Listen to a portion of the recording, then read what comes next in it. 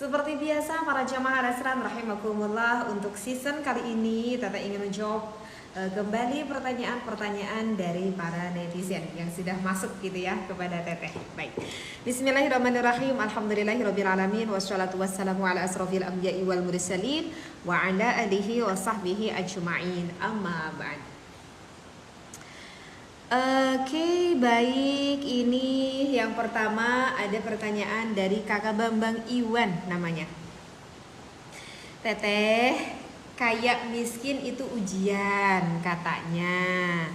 Kalau miskin itu udah jelas teh ujiannya. Tapi kalau kaya ujiannya itu, ayo coba mohon dijelaskan. Ini sepertinya ya Kakak Bambang Iwan teh berpikir gitu ya Teteh. Ujian mah adanya teh hanya di orang-orang yang pada saat ini lagi susah duit. yang lagi susah cari pekerjaan gitu ya Teteh ya. Kalau orang yang kaya mah sepertinya tidak ada ujian dalam hidupnya, sepertinya have fun dan bahagia terus. Gitu ya Kak Iwan. Abis ini kalau Teteh lihat dari komentarnya Kak Iwan ini ada emoji apa itu muka yang lagi ketawa gitu segala gitu. Ini sepertinya Kak Iwan itu berpikir seperti itu, makanya nih Kak Iwan dengerin ya Kak Iwan. Mudah-mudahan nanti Kak Iwan mendengarkan juga nih konten YouTube Teteh ini ya yang bertanya. Tapi ini sebetulnya yang bertanya itu dari TikTok kata admin Teteh ini ya. Jadi gini Kakak Iwan. Setiap orang yang mukmin itu udah pasti Kak. Setiap orang yang mukmin itu sudah pasti akan mendapat ujian dari Allah, ya. Gitu. Yang kaya juga sama, yang kaya juga Kak Iwan, ya yang kata tadi Kakak ya yang kaya sana gitu sama, yang kaya juga itu akan diuji oleh Allah. Kata Sayyidina Ali mengatakan itu tergantung keimanan kita. Tergantung keimanan. Allah itu tidak zalim Kak Iwan. Allah itu tidak zalim. Allah tidak akan menguji hambanya ya, tergantung dari keimanan kita. Semakin keimanan kita menebal, semakin keimanan kita menebal. Amin, amin ya. Nah, maka di sana juga Allah akan persiapkan ujiannya yang lebih besar lagi, lebih besar lagi, lebih besar lagi. Sebagai tanda bukti, ini benar nih orang ini beriman gak sama aku, sekarang aku uji lagi. Ini semakin menambah nih keimanannya, bener gak ini masih ada rasa imannya padaku, akan aku uji lagi. Gitu Kak Iwan. Itu orang-orang mukmin, orang-orang yang bertakwa pada Allah itu semua akan mendapatkan ujian. Ya bang, karena kan kita saat ini hidupnya juga di alam dunia. Alam dunia itu kan darul balai.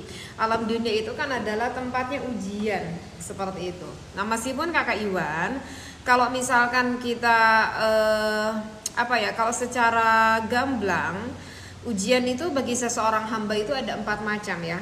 Ada 4 macam. Yang pertama itu adalah Allah akan menguji terhadap orang yang taat. Yang taat ada ujian bagi orang yang taat, jelas. Kemudian bagi orang yang kena musibah, bagi orang yang maksiat, bagi orang yang mendapatkan nikmat. Nah, sedikit-sedikit nih di sini Kak Iwan ya, kita ngobrol nih sama Teteh. Pertama itu Allah akan menguji setiap hamba yang mendapati salah bentuk ujiannya dengan jalannya itu masing-masing. Itu seorang hamba akan diuji dengan ketaatannya dari orang tersebut. Misalkan contohnya begini Kak Iwan. Amin ya sebelumnya. Misalkan Kak Iwan itu adalah sosok seorang yang bertakwa gitu ya kepada Allah. Amin.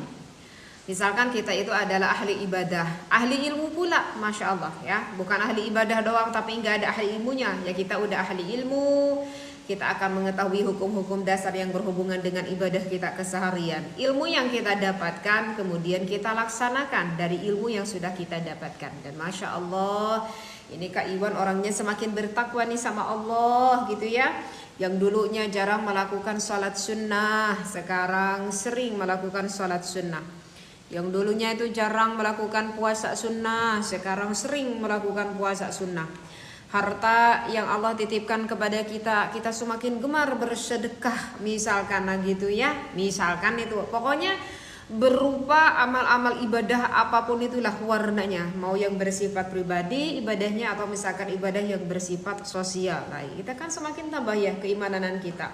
Semakin taat ceritanya kita itu kepada Allah.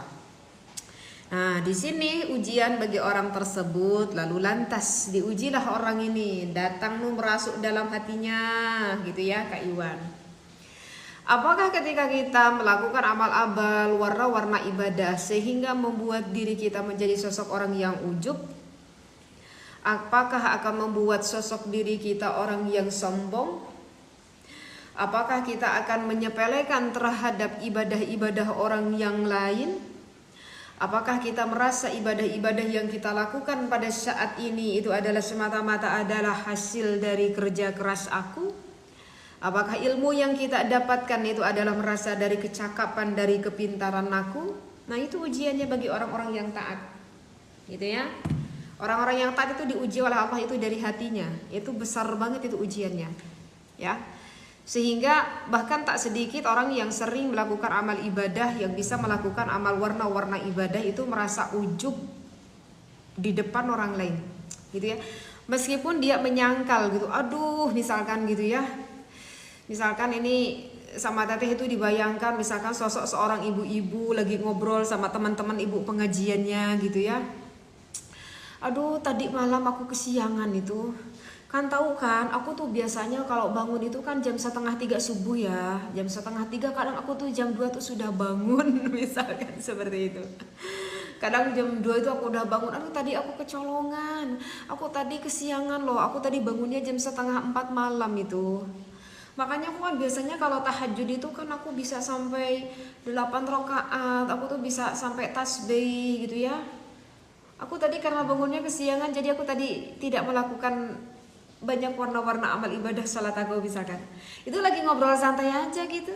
Itu si ibu tuh lagi ngobrol santai aja gitu sama teman-temannya tanpa disadari hatinya berkata, biar orang lain tahu kalau aku ini adalah seorang ahli ibadah yang udah biasa kalau aku ini sholat malam, bangun malam. Nggak disadari itu. Nggak disadari itu. Itu ujian tuh sudah mulai datang di sini. Gitu. Atau misalkan nih kita itu berubah menjadi sosok yang merasa yang paling benar. Merasa sosok yang merasa paling bisa melakukan amal ibadah.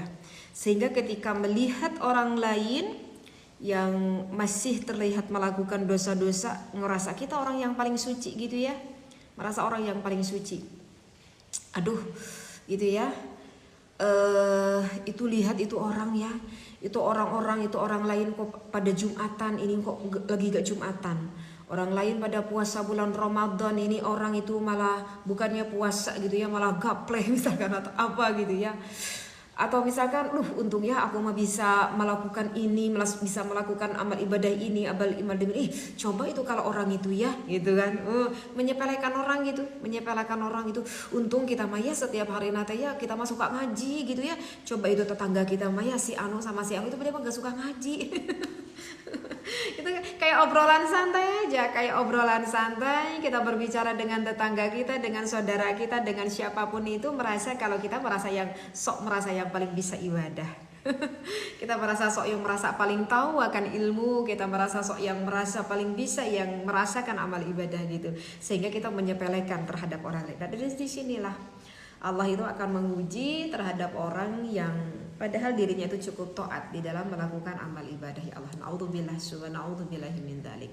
Jadi seharusnya kalau kita dikeresain oleh Allah bisa melakukan bermacam-macam warna ibadah, harusnya kita adalah menjadi sosok orang yang lebih bisa kita bersyukur kepada Allah. Kalau istilahnya seharusnya orang ini menjadi orang yang dzikrul minnah, ya. Yang dzikrul minnah, jadi hatinya itu merasa penuh rasa syukur kepada Allah. Ya Allah, alhamdulillah saat ini, hari ini, waktu ini, detik ini Allah memberikan lagi aku ilmu. Sekarang aku mendengarkan lagi tambahan ilmu kajian dari teteh nih, misalkan nih dari Al-Asran. Ya Allah, mudah-mudahan ini ilmu yang aku dengar secara hakikatnya ini datang dari Allah. Dan ya Allah, mudah-mudahan aku bisa melakukan amal ibadah yang semakin bertambah ini. Ketika kita bisa melakukan amal ibadah itu, kita ucap syukur dalam hati kita, alhamdulillah ya Allah. Kalau tidak ada rasa bentuk kasih sayang dari Allah, aku tidak bisa melakukan amal ibadah ini. Aku bisa salat ya Allah, aku bisa puasa ya Allah, aku bisa mencari nafkah ya Allah, gitu ya. Seorang istri, aku bisa mengurus anak-anakku, mengurus suamiku, semuanya ini adalah semata-mata bentuk dari kasih sayangmu ya Allah. Alhamdulillah ya Allah.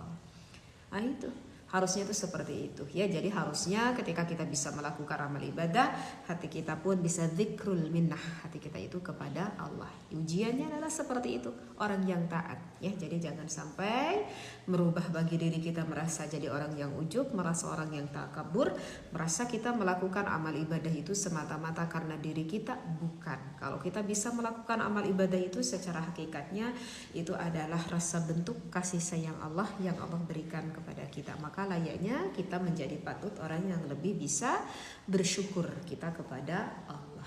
Nah itu adalah untuk ujian yang pertama. Untuk bentuk ujian yang kedua itu adalah diuji bagi orang-orang yang bermaksiat. Namanya manusia ya, wajar kalau melakukan maksiat ya. Siapa sih orang yang tidak pernah melakukan dosa ya? Karena kan kita bukan para nabi, kita bukan para rasul yang memang sengaja dimaksum oleh Allah. Makanya tadi katakan kita tidak perlu berujub seperti itu. Setiap orang pernah melakukan dosa, cuman tidak setiap orang itu bisa bertaubat. Nah, maka untuk ujian yang kedua bagi orang yang bermaksiat diuji oleh Allah, apakah kita bisa melakukan bertaubat atau tidak. Kalau kita dosanya kepada Allah, ya udah kita bertaubatan nasuha, beristighfar, memohon maaf kepada Allah, dan kita mengazam tidak akan melakukan dosa itu lagi, menjauhi dari tempat yang dosa kita lakukan itu. Kalau misalkan dosa kita itu yang berhubungan kepada kepada hakul adam, kepada haknya sesama manusia, kalau ada haknya yang pernah kita ambil, ya maka kita harus mengembalikan haknya itu dan meminta maaf, mohon ampun terhadap orang tersebut. Meskipun di dalam proses perjalanan taubat ini ada kajian yang lebih dalam ya, kajian yang khusus di dalam syarat-syaratnya bertobat. Jika kita bisa bertaubat sesuai dengan rukun syaratnya bertobat, kita bisa melakukan, maka kita alhamdulillah ya, kita naik level nih di dalam ujian ini. Seperti itu. Nah itulah untuk orang yang kedua. Jadi apakah ketika kita berdosa menjadi orang yang pesimis? Apakah kita menjadi orang yang berputus asa? Terkadang ada juga orang yang seperti ini. Ya, ada juga orang yang seperti ini. Usianya udah cukup sepuh gitu ya. Ya Allah, aku dari kecil sampai sekarang aku itu tidak pernah sholat. Pernah dulu juga sholat sekali-kali. Aku juga belum pernah ngaji ya Allah.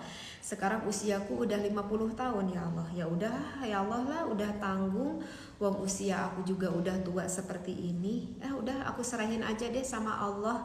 Itu serahin tuh serahin bagaimana gitu ya. Serah tuh serahkan bagaimana. Justru mumpung kita masih diberikan umur oleh Allah, masih ada kesempatan waktu untuk kita gitu. Kadang mendapati orang yang seperti ya udah ya Allah, mumpung aku usianya udah aku usianya udah tua gini, ya udahlah gitu. Aku mau bertobat juga tanggung. Masa aku juga harus belajar ngaji Al-Qur'an di usia yang seperti ini? Masa juga aku harus belajar sholat di usia yang udah tua gini? Otaknya juga udah bagaimana, sulit aku menerima ilmunya juga ya Allah. Na'udzubillahi min dzalik ya. Jadi kita jangan berputus asa terhadap rahmatnya Allah, dan kita jangan berputus asa terhadap dosa-dosa yang pernah kita lakukan. Jadi harus semakin kita tingkatkan usia kita, semakin melanjut, harus semakin kita tingkatkan roja pengharapan kita akan rahman rahim kasih sayangnya Allah. Nah ini yang kakak tanyakan. Yang ketiga ini, ujian yang ketiga itu adalah ujian bagi seseorang yang diberikan nikmat oleh Allah. Nah, tadi kata kakak bilang kayaknya orang kaya itu nggak dapat ujian. Dapat kak ya.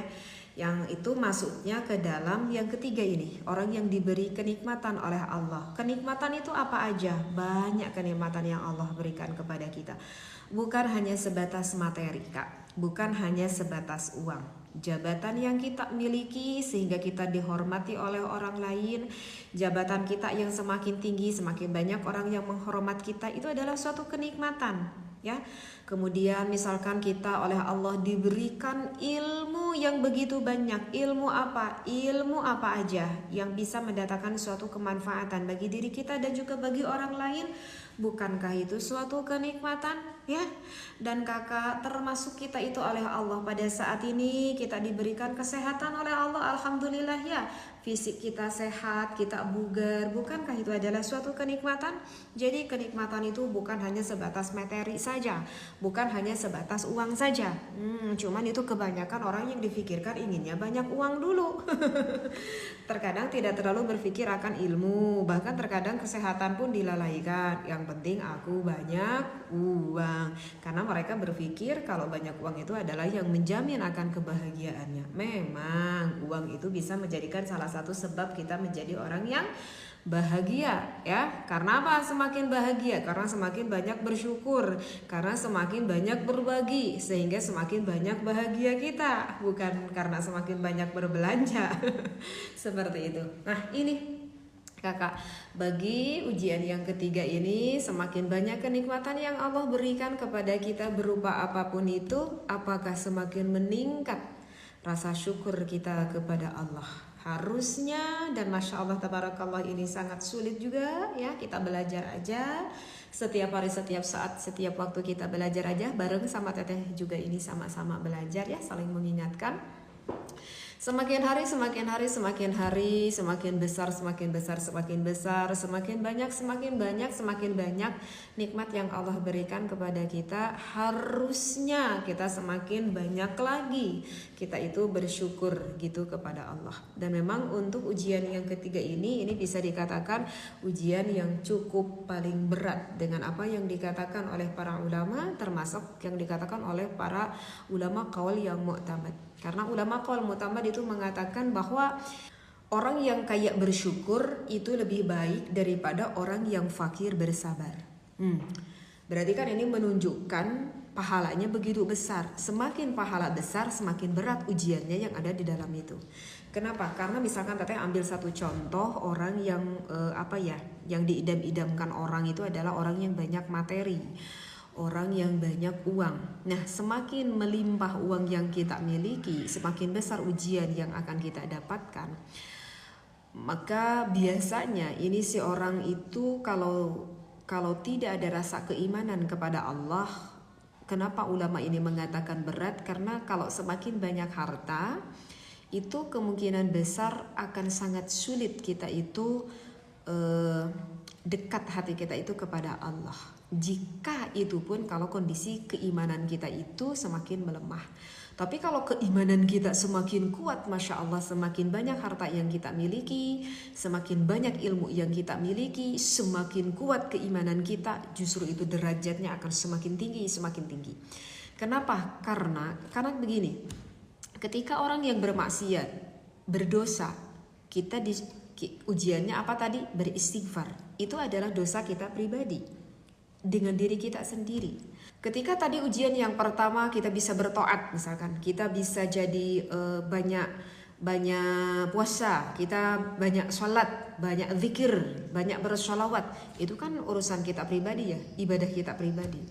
Tapi kalau misalkan kita oleh Allah dikasih banyak ilmu, kita dikasih banyak harta, itu kemanfaatan. Ibadah itu bukan yang bersifat pribadi saja, tetapi kemanfaatan itu pun bisa dirasakan oleh khalayak banyak.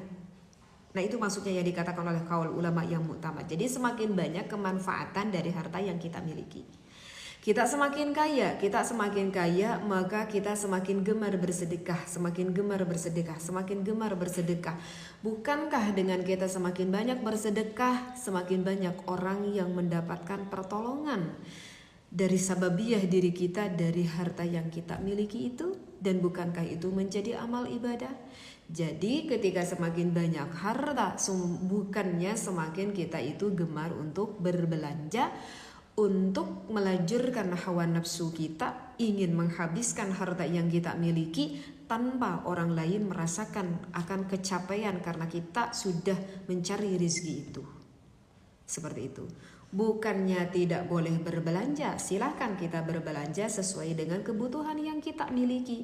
Tetapi ingat, sebetulnya itu harta yang sengaja Allah titipkan lewat diri kamu, kemanfaatannya untuk kemaslahatan orang lain. Meskipun kalau kita berbicara lagi misalkan di dalam referensi kitab sedekah yang paling besar pahalanya, yang pertama itu adalah jika kita bersedekah kepada guru ngaji kita. Kemudian kita bersedekah kepada orang tua kita. Itu pun kalau misalkan kita sudah melakukan kewajiban memberikan nafkah yang wajib. Misalkan ya jelas kalau bagi seorang suami, siapakah nafkah yang wajib? Ya jelas kepada istrinya dulu. Jangan dulu bersedekah kepada guru kita tapi ke istri kita dilupakan, enggak. Yang wajib dulu kepada siapa? Ya kepada istri kita. Bersedekah setelah kepada istri kita, kepada siapa? Kepada anak-anak kita. Oh, anak kita sekarang lagi sekolah, lagi pesantren, butuh biayanya. Ya udah itu dulu sedekah yang wajib-wajib dulu. Itu anak kita yang wajib kita nafkahi. Anak kita sudah menikah, aku bertujuan ingin memberikan rumah untuk anakku. Apakah itu bisa jadi sedekah? Bisa jadi sedekah. Nih ceritanya kita udah beres nih. Anak-anak kita udah nyaman, udah kita kasih tempat tinggal satu persatu saking kayaknya kita. Anak-anak kita semuanya sudah nyaman di pekerjaannya, berkah kita misalkan. Ini tetap aja harta kita itu masih banyak. Nah, maka di sana kita bisa melakukan sedekah yang bersifatnya sunnah untuk mengembangkan agamanya Allah, itu yang lebih diprioritaskan. Itu jadi gitu kakak, tetap aja sama orang kaya juga itu semakin berat itu ujiannya. Karena apa yang tadi dikatakan ulama, biasanya ketika orang yang berkecukupan justru biasanya kebanyakan itu lupa sama Allah. Bahkan ini orang kaya, orang yang dihormati oleh orang-orang, itu akhirnya lupa berdoa kepada Allah. Kenapa lupa berdoa kepada Allah? Ya untuk apa aku ini sekarang berdoa sama Allah ya? Wong uang udah cukup, orang-orang semua sudah pada hormat kepada aku. Aku menunjuk orang-orang akan mengikuti perintah aku. Ya udah, kenapa aku harus berdoa lagi kepada Allah? Sampai dia lupa kepada Allah karena merasa saking banyaknya kenikmatan yang dia miliki. Na'udzubillah summa na'udzubillahi min dzalik. Ya. Nah, sekarang untuk ujian yang terakhir. Untuk ujian yang terakhir itu adalah ketika kita sedang mendapatkan suatu musibah, ya. Musibah apa aja? Musibah mah banyak ya.